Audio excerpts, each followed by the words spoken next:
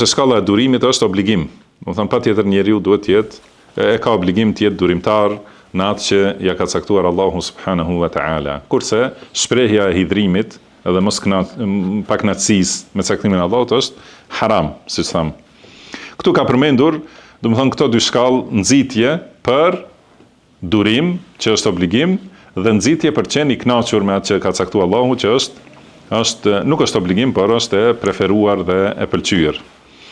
Ka thënë këtë zinxhir transmeton nga Abdullah ibn Abbas radhiyallahu anhuma se ka thënë i dërguari Allahut sallallahu alaihi wasallam, awwalu ma khalaqa Allahu al-qalam, ose awwala ma khalaqa Allahu al-qalam thumma amarahu, do të thënë fillim kur Allahu e ka krijuar lapsin, kalemin, e ka urdhëruar, fa kataba ma yakunu ila yawm al-qiyamah, edhe ai ka shkruar çdo gjë që do të ndodh deri në ditën e gjykimit.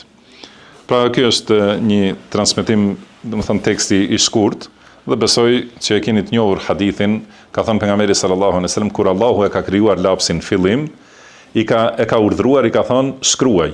Edhe ai ka thënë çka të shkruaj? Ka thënë shkruaj çdo gjë që do të ndodh deri në ditën e gjykimit. Edhe në atë moment lapsi ka hecur edhe ka shkruar çdo gjë, do të thënë prej të gjitha ndodhive që do të jenë deri në ditën e gjykimit. Edhe kjo ka qenë 50.000 vjet para krijimit të qiejve dhe të tokës.